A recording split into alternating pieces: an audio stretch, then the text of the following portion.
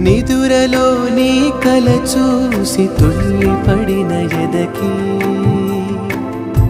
ఏ క్షణం ఎదురవుతావో జోల పాటవై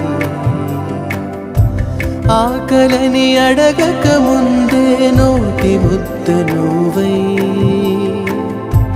ఏ కథలు వినిపిస్తావో జాబిలమ్మ